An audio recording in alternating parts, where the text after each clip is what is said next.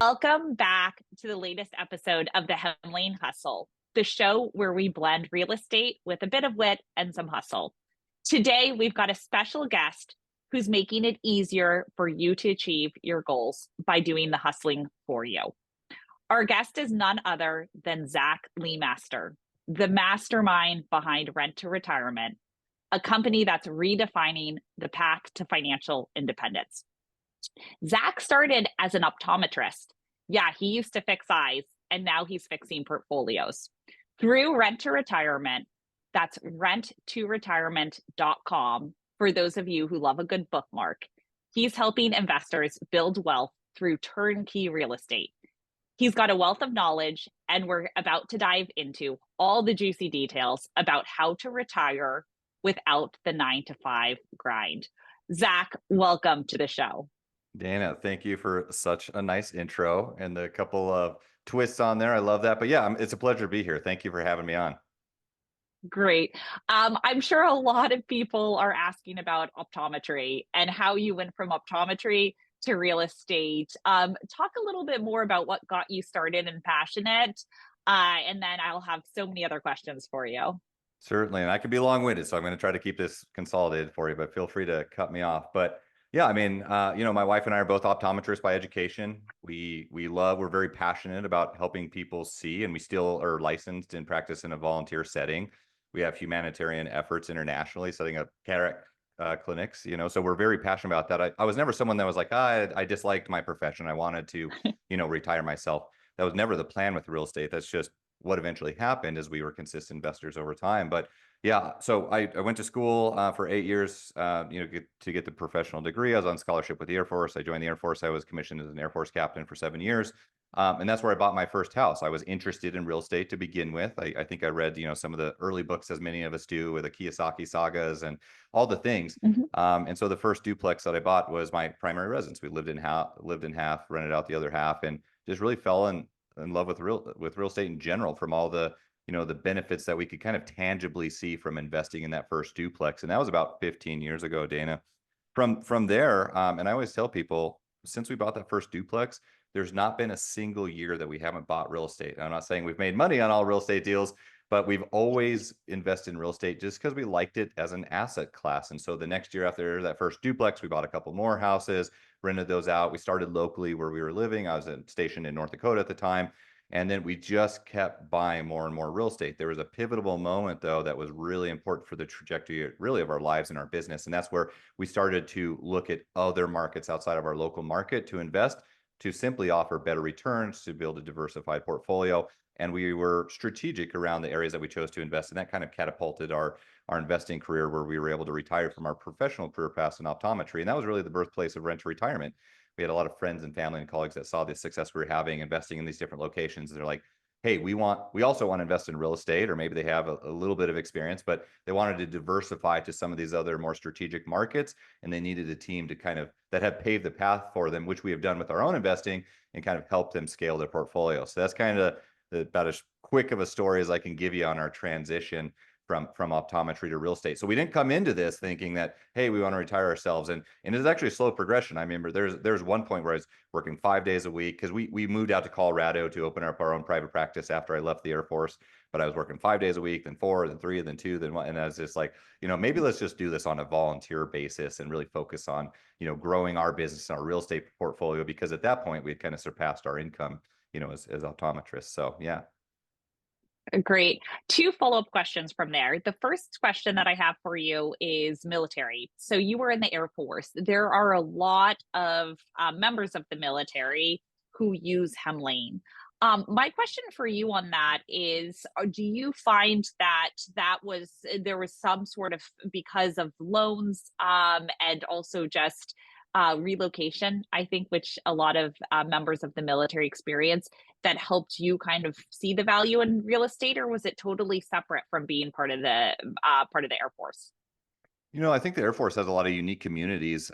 If you choose to seek those out, about investing in general in assets like real estate. So I joined some of those local investment groups and online communities. But I think really what potentially helped me progress my investing career being in the military is one, you mentioned loans. So I was able to access a VA loan, which is fantastic. This is where you put no money down, you have no PMI. It's a really unique loan, and you can use VA loans multiple times, as we did, to really be a catalyst to start our investing.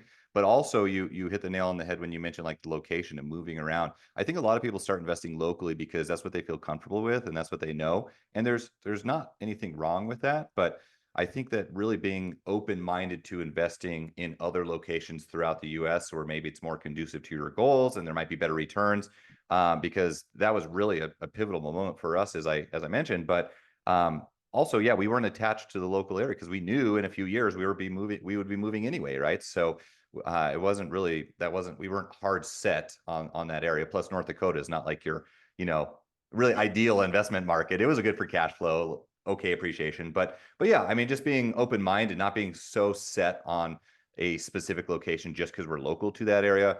I mean, that really helped us to invest in areas that just had really strong appreciation and better rent growth and things like that. So yeah, the loan structure and the location, I think that was part of just being in the military and being open-minded to that. Great. Second question for you. Historically, when I thought about real estate and real estate investing, especially what you said, which is purchase a property every single year, I think of trust fund kids. You were an optometrist. How did you get the capital every single year, you and your wife, to be able to invest in real estate? And what would you recommend or say to others who say, I may not have the capital now with my, W-2 job, maybe they're making over 100,000, but not enough, they think, to save. What would you say? Yeah, that's interesting. I'm certainly not a trust fund kid. I come from a blue collar family. Both my parents are electricians, and they were always renters. You know what I mean? But I think for us, it was really just setting a goal, being conscious about our spending habits. I mean, the first house that we lived in, like I mentioned, was a duplex. We eliminated our housing expense, which is usually the biggest expense or one of the biggest expenses for most people. So we chose to live in a house that we rented out. That helped us probably save up capital quicker. Even though I was on scholarship with the Air Force, we were hundreds of thousands of dollars in debt coming out of optometry school. So we had that burden as well. But I think what allowed us to be strategic to invest every single year is to be a little scrappy. So, we had side hustles. I worked side hustles to save up additional capital. I had a small clinic outside of the military. We did some wholesaling and some unique things in real estate to build up additional capital. We were able to reinvest. Over time, we did unique things like we built equity in our house, and then we took out a home equity line of credit, and then we reinvested with that. We converted our retirement accounts to a self-directed IRA, and we were able to invest through Mhm. that. We brought in partners, and that wasn't always easy. But simply by talking about what we were doing to invest, people actually were like, "Hey, we want to partner with you. We want to invest," simply because we were sharing the success we were having and talking about it with people. So it was a combination of just utilizing all of our resources. And it's tough in the beginning because capital is the most limiting resource, right? We all run out of money to put Yeah. as down payments on properties at some point. But really, what Yeah. I found within those first like 3 to 4 years is like, hey, we saved our cash flow to reinvest as well, but utilizing the properties themselves. And I think this is really like a light bulb moment for a lot of investors that get past those first 5 or 10 doors, is like, this is where you get that hockey stick growth in your portfolio, is like reinvesting your equity that you build in properties, doing a 1031 exchange, being conscious of loan options, cash out refinance, possibly bringing in some partners, and really maximizing the tax benefits.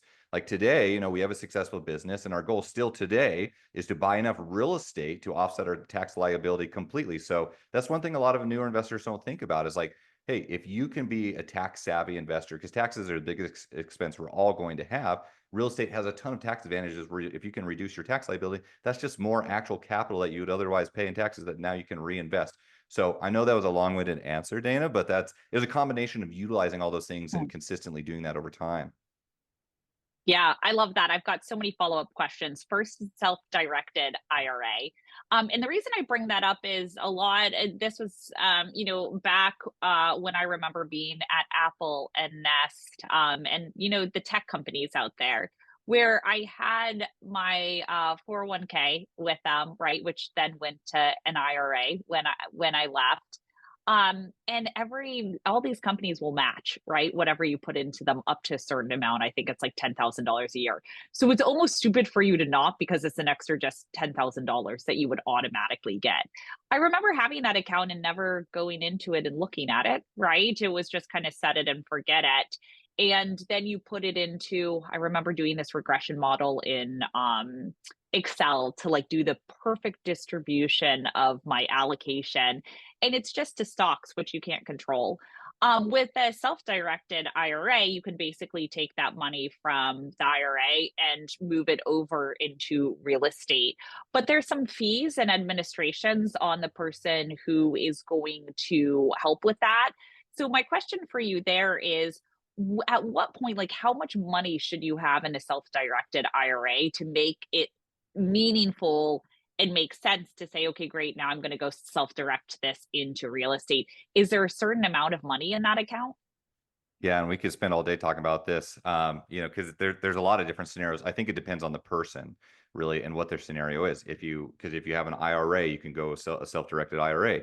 You also have additional fees and taxes. I think like the UBIT tax or something with that. You could also do a solo 401k.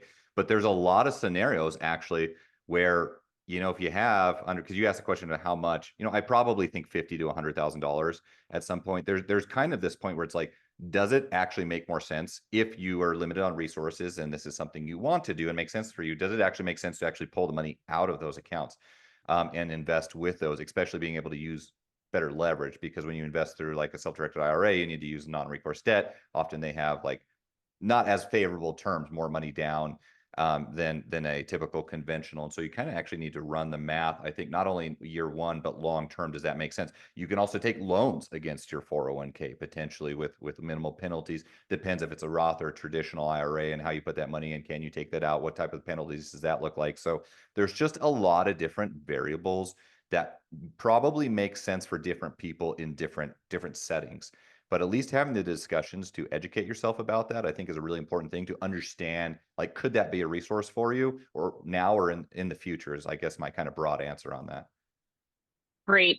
And do you at Rent to Retirement help out or provide the resources or referrals to those who say, hey, I have an IRA. Maybe I could start purchasing real estate by doing self directed.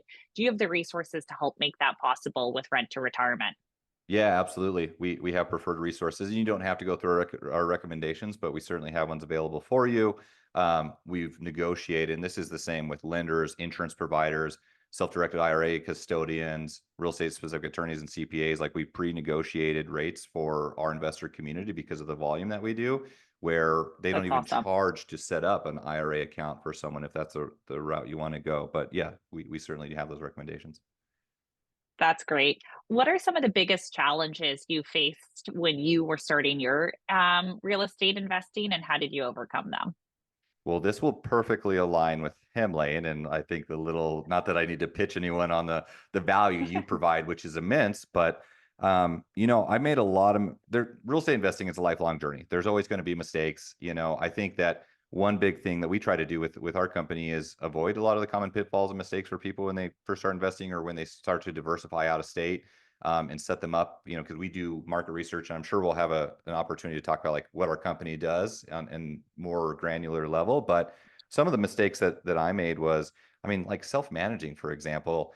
I was so bad, as many of us tend to be, like the spreadsheet warrior. And honestly, there's early on, I didn't even track anything. I was just hustling because I was doing so many things, and I wasn't vetting tenants properly. I wasn't collecting rents. I had people that shouldn't have been in my rentals, and I was too nice with them. All of a sudden, you let them be late 1 month on rent, they're late all the time, and you have to go through evictions because you didn't properly vet them. Not analyzing rents initially. So that, I mean, I think early on, just self-managing, because I was so scattered. I wasn't a manager. I just jumped into management, right? I didn't have all the tools and resources like what you guys offer. But I learned, I learned to use systems and teams in place that allowed me to really optimize my portfolio and operate like a business, right? Because my time was better spent not dealing with tenants, toilets, and trash, or whatever you want. I mean, is really about running the business, focusing on how to grow our portfolio, and things like that. So I would say that's probably the biggest thing early on. And I have a ton of other mistakes, like investing out of state the first time didn't go well, but that was the catalyst to allow us to build a better process that eventually led to this company. So there's a lot of things, right? But Great. And that's just what I want to talk about next. You mentioned Rent to Retirement, which you founded how many years ago? yeah, I think we're in our ninth year now. So we're kind of operating in the turnkey space, doing what we did now well before that, but like officially, yeah, this is our ninth year in business. Great. So you've been through entire cycles and now interest rates higher. For those listeners who aren't familiar with the concept, can you break down what a turnkey investment is and how it works? Yeah, and I first want to preface this with turnkey is just a buzzword, right? There's a ton of different people. It really is. I mean, it's like, a lot of things out there, but people have different perceptions on what turnkey may or may not be. So I want to be very intentional on what we mean when we say turnkey, because I actually think we're more in like the build to rent space than we are turnkey, but we are also, I think, pioneers in a lot of different ways, and I'll explain how. But when we think about turnkey, really our goal, our motto is to make the best deals across the country accessible to everyone. And simply put, Mhm. we scour the nation to find out where the best investment markets and deals are, and then bring those to our investor community with all the tools and resources you need to be a successful investor long term, regardless of your experience level, regardless of where you're geographically located. We have a lot of investors all across the U.S., international investors, that are looking to be strategic investors just like us, to find the market that best suits their goals, to offer the best returns and appreciation and cash flow, and just to build a diversified, sustainable portfolio. That's what we try to offer them. But really, the first thing we do is identify markets, right? We want to be in areas that have things like landlord-friendly legislation, low taxes, diversity of industries, areas that have an undersupply of housing where we can actually see positive cash flow. We want to be below the median house price point, which is around $400,000 right now. So we want to be in areas in that $200,000 to $400,000 range. So a turnkey house is a house that's either been fully rehabbed or newly built. We mainly focus on new construction. These are mainly single family or small multi-family properties that are in one of these markets we've identified to be a successful market, that we have all the teams in place. So if you need a property management team, they are there to serve you. We've already vetted them and have them available. Or if you're a Hemlane user and you already have your own system and team set up, like, you could easily just tap into that and own properties across the nation in some of these best markets. We have, all the different unique lending opportunities available. And I do, just maybe if we get time, Dana, I want to talk about some of the like actually unique loan options where you can buy 5 investment properties with as little as 5% down. Most people think you need 20 to 25% down. So we scour the nation for the best lenders, insurance providers, property managers, CPAs, all the things you need to build a sustainable portfolio, and bring that as a package deal to you as the investor, where you can confidently invest out of state to access the best deals across the country. I want to jump into that 5% down. Let's talk about that. So, capital, like you had mentioned, is the one thing I think holding a lot of real estate investors back. How can they do that with 5% down? Who are the lenders you're working with to be able to make that achievable for investors out there? Yeah. So, and again, this is just us constantly scouring the US to find the best deals and the best resources to help people scale their portfolio, right? And diversify across some of these attractive markets.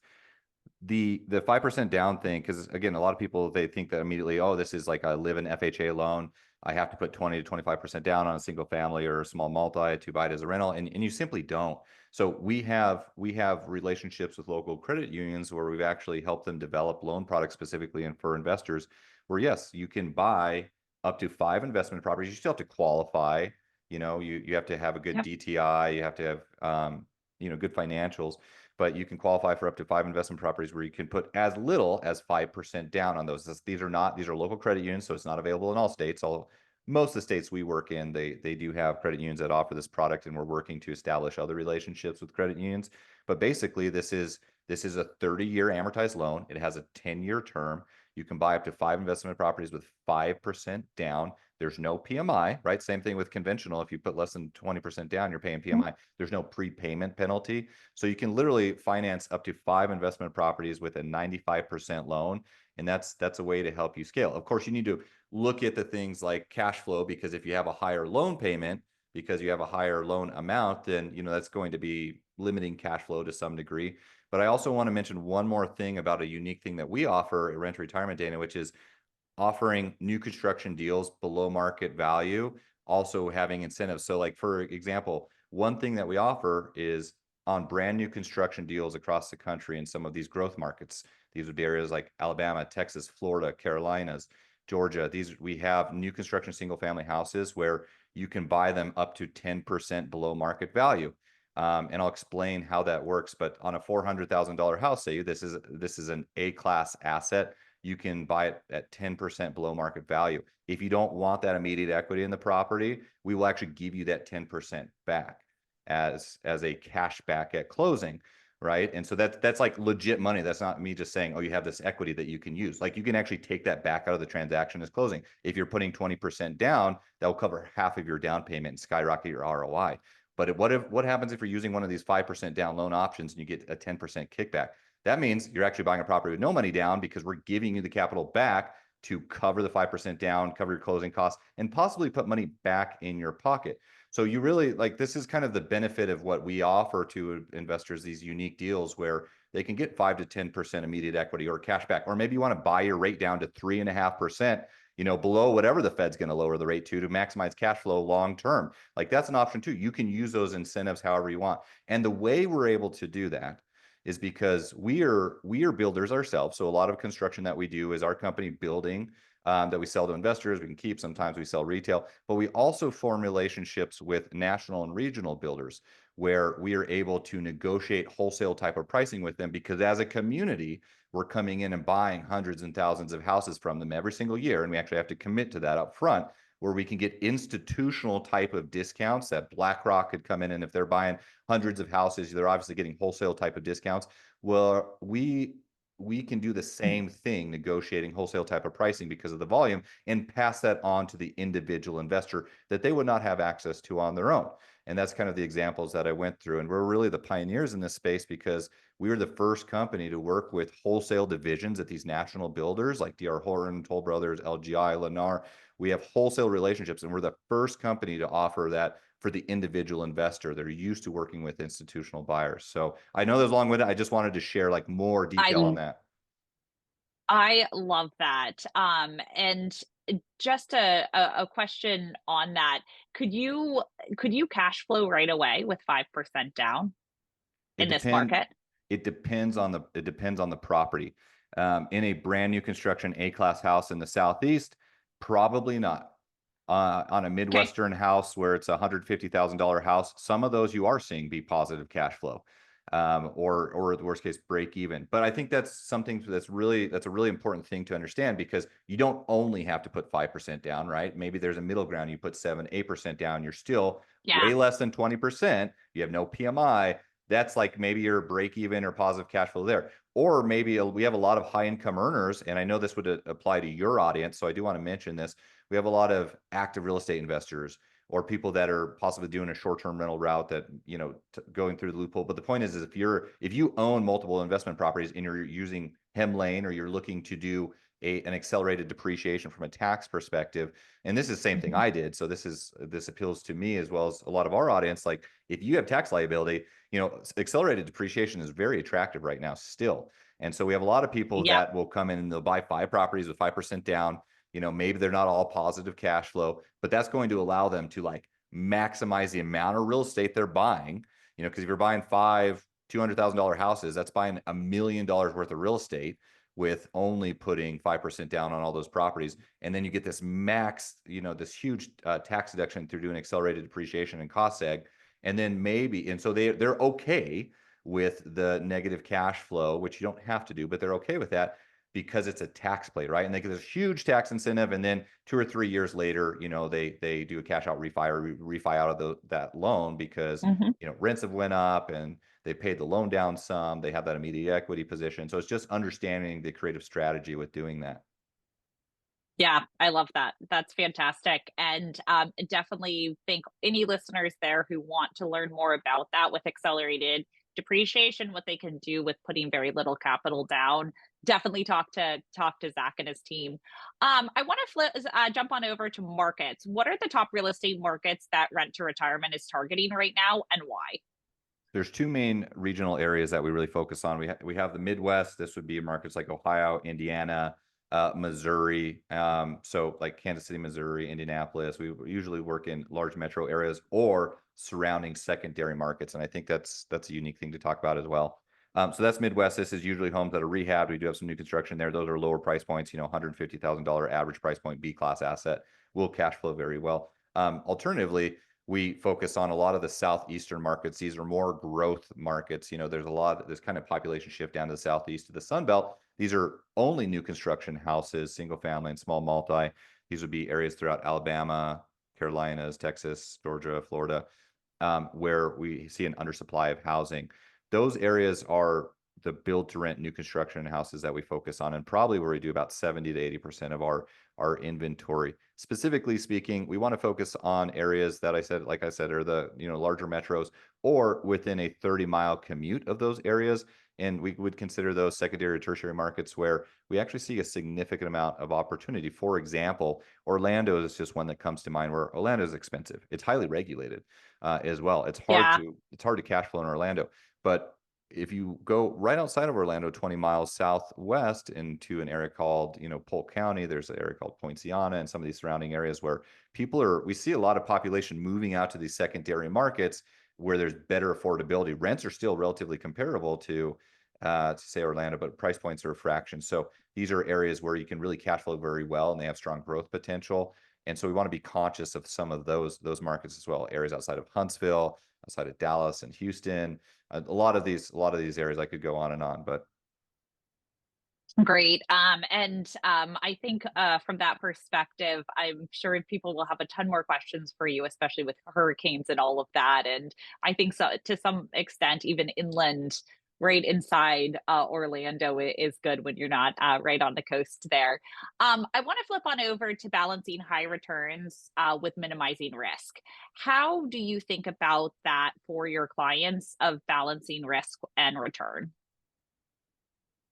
yeah, I think what we focus on is the fundamentals of real estate. We want to be in areas that have positive cash flow, of course. As I mentioned previously, we want to be below the median house price point. This gives us the largest demographic for renters, Mhm. but also homeowners. It's quite common that's someone will buy a new construction property with us. They'll hold it for 4 to 6 years and they'll sell it to a retail buyer who'll pay the most for the house, and then they'll 1031 exchange it and scale up. But we want to focus on the fundamentals, right? We want to be in areas where you have a diversity of industries. You're not solely reliant on oil and gas. I think something like that is just as an example. So as long as you can be, I mean, I don't think sometimes I think people, Dana, they overcomplicate this. To us, it's about we have a systematic approach of identifying markets, which is easy now, but it wasn't always that case. I mean, to put it simply, though, I mean, if you can be in good areas with good teams and consistently do that over time, like that's just honestly the recipe for success, to consistently grow. So we try to minimize risk by already establishing the teams in these areas and having a systematic approach to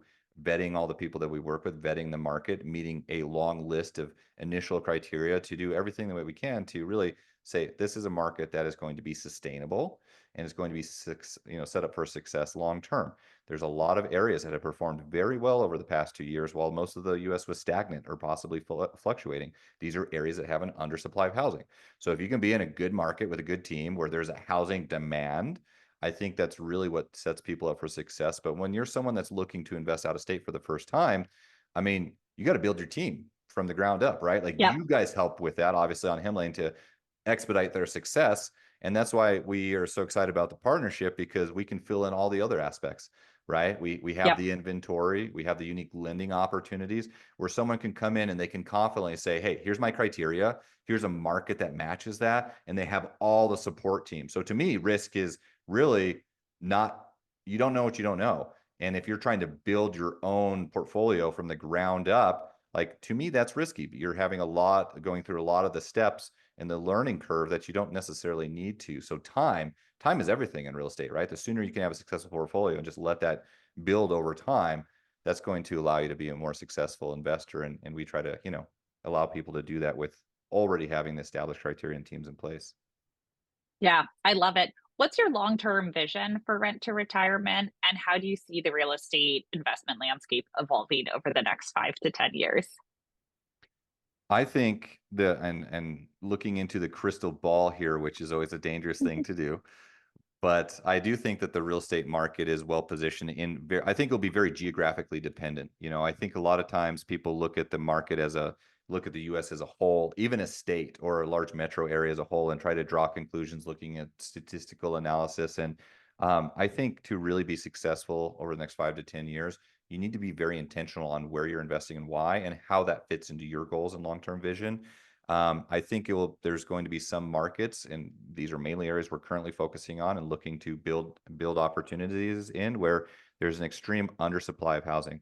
The US has a housing deficit of 7.5 million homes right now, and we have an affordability crisis. It's just the affordability crisis is the worst it's ever been. I don't think it's getting any better. I think to be a really savvy investor and successful investor long term, you need to look at areas where you can provide more affordable housing. And affordable housing does not necessarily mean low income. It just means having rents that people can afford for that geographic area. So focusing Mhm. on those areas, because that's an issue, that's a problem that the government can't fix for us, right?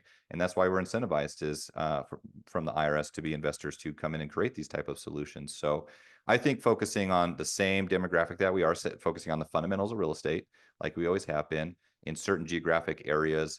I think that's where you're going to really have a sustainable portfolio long term. I think we'll continue to see fluctuation in um, states that try to have more control over rent caps and things like this, eviction rules. I think there's going to be even more challenges there, which will lead more people to invest in areas where they can really build a business more successfully and with less restriction and better tax structure. Um, and I think that interest rates are always a big thing on people's minds. We never really pay too much attention to interest rates, to be quite honest, because those are always fluctuating and those are always a point in time. I don't ever think we're going to see the interest rates we saw 2 years ago. And I think interest rates will maybe come down slightly and kind of level off. So if you're someone who's been on the sideline waiting for interest rates to change, I would encourage you to, maybe change your criteria to find a market that still makes sense with current interest rate environment. So, I mean, those are just some random thoughts on the next 5 to 10 years. I love it. I love it. Yeah, the best time to buy real estate was obviously 10 years ago, and the next best time is now. Are you ready for our lightning round? Let's do it.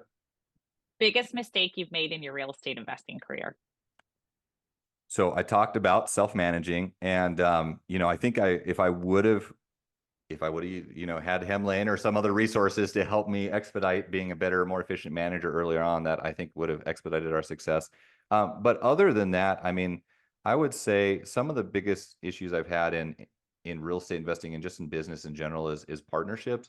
Jumping into partnerships too early. You always say you want to date before you marry someone, and Yeah. so we scaled very quickly with some partners that you know did not end up having the same long-term vision with us. And so, we had to unwind some of those, and that was painful and just frustrating. Other than that, I also think that, if I would have been open-minded to investing in different locations earlier, because we invested locally for about 4 years. And everyone, like you said, everyone can look back and say, I wish I would have got started earlier. I wish I would have been more aggressive, like all these things, but we need to focus on right now what we can do.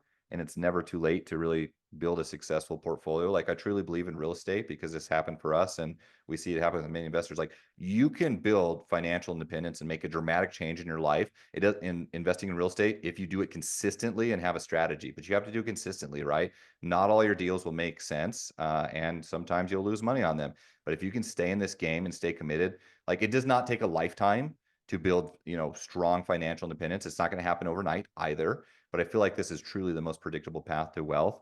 So if we were focused on investing, strategically, we didn't know what we knew now, right at the time. But I think that's another thing I would throw in there as well, just being open to investing out of state earlier.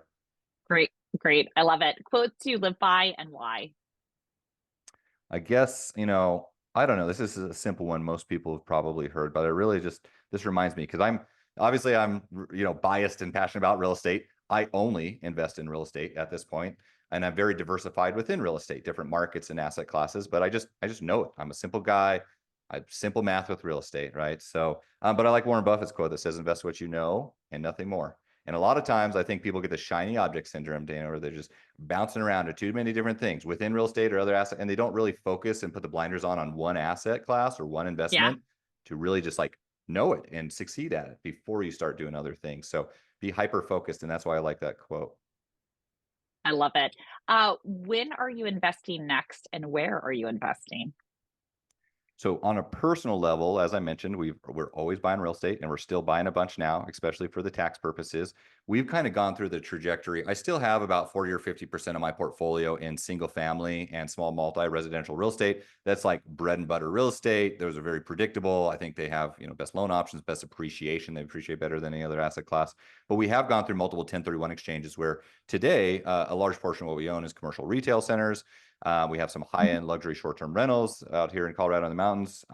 We really like those assets, and we're diversifying across other things. And I just love that's such a great like step up pathway of a lot of people think about, oh, I want to do multifamily and all these other things.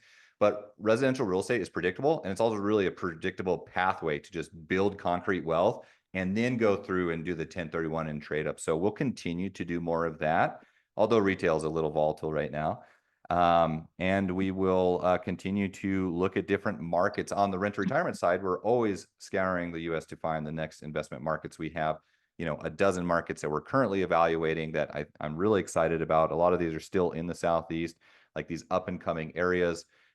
We really like some of the college towns that are interesting to invest in, where people can also possibly do some things like midterm rentals, things like that. But I would say stay tuned on that on over the next 6 to 12 months on some upcoming markets.